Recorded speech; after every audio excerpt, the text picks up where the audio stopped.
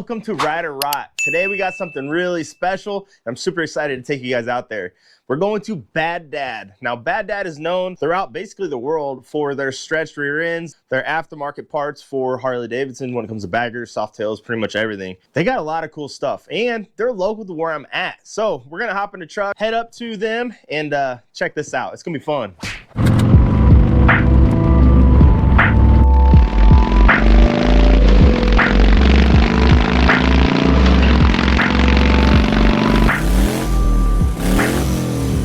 What's going on, man? Tell the folks who you are, man, what you do here and all that. Scott, I'm one of our salesmen here. We got two of us that primarily take care of the sales and tech support, all that kind of stuff. How long you work for Bad Dad? I've been here since 2014. Okay, cool. You enjoy it? Yeah, it's good talking to different people. Yeah, for sure. I told the folks before we walked in here, you guys pretty much one of the leading companies out there doing customized motorcycle parts. When it comes to body work, to pretty much everything. I mean, what all do you guys cover? We pretty much cover the bike end to end. Anything visual you want to upgrade, from front fender to the back fender and bags, tour packs, tanks, all your metal stuff, your floorboards, your foot controls, engine guards. So pretty much everything just shy of getting into the motor. Right? No, I mean, they do a ton of different really cool stuff. Got this Rogue Glide stretched rear end. I know working at the dealership, you guys done quite a few different bikes for us when it comes to the fenders and things like that. And I'm actually, and I'll cut to it, but I got their front fender on my Rogue Glide they just came out with. As you guys can see, they do a lot of the stretch stuff, but the word is you might be getting into a little bit more performance style things. Yeah, we've been looking at some different options for the performance guys. We just came out with our Legend Series rear fender, which is a more shortened up for like a stock bag length. We're working on some of the FXR style side cover setup. Cool.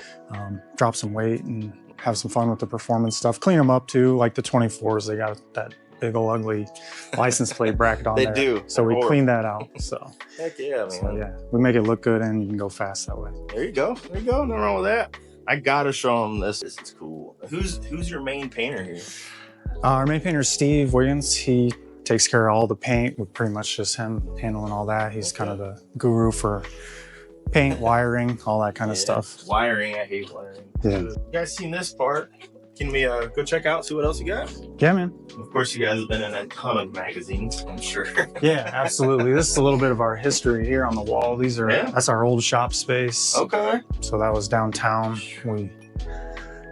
As you can see, we needed a lot more space. So yeah, you did. So we moved on and out. Dang, look at all that. That's cool. Heck yeah, man. This is kind of our main final prep area. All the painting happens over here. We've got a whole paint room in there that's climate controlled for those guys so they don't have to suffer while they're wet sanding, buffing, getting that show finish on there for you. I get it.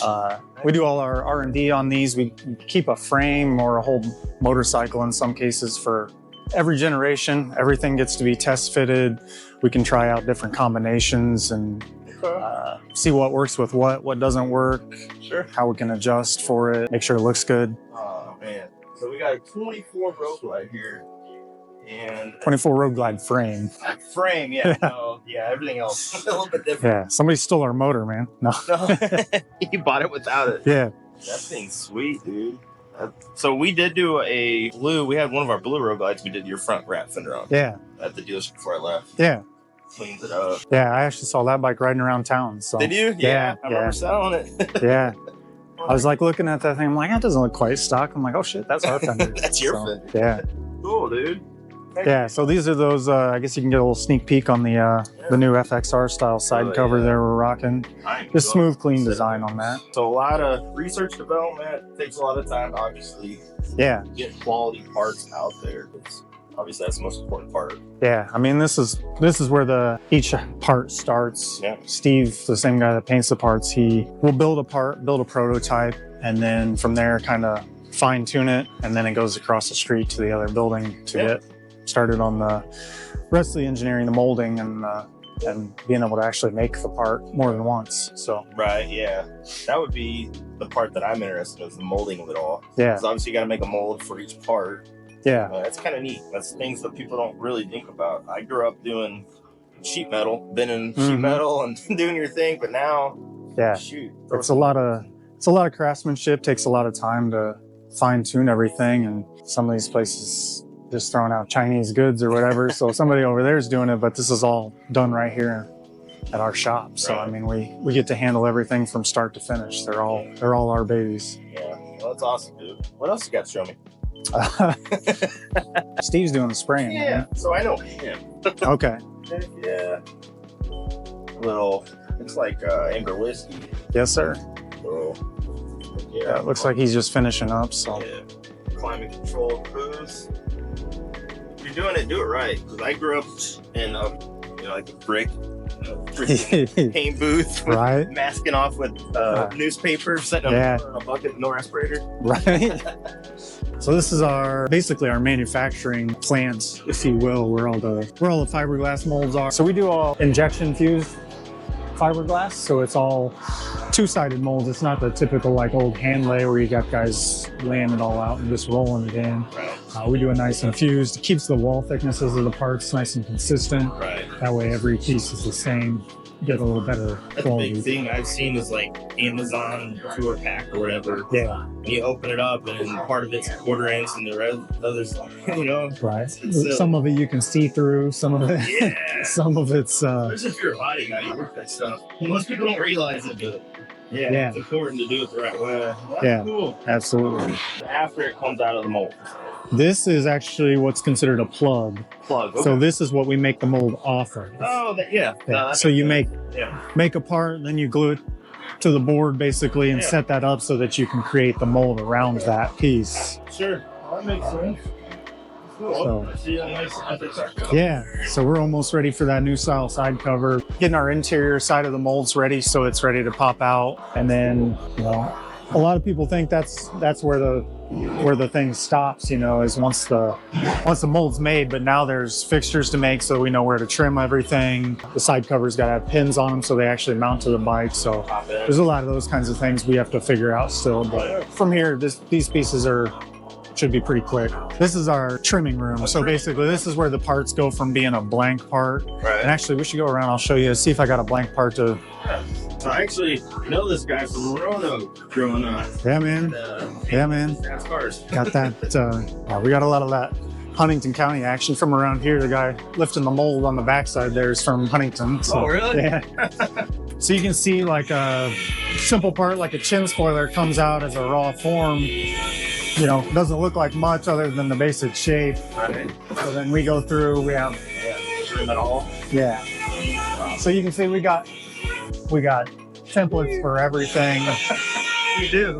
Get slid on there. That way they can mark it out, trim it to shape. Yeah. I got 2 kids I got to take back and forth to school.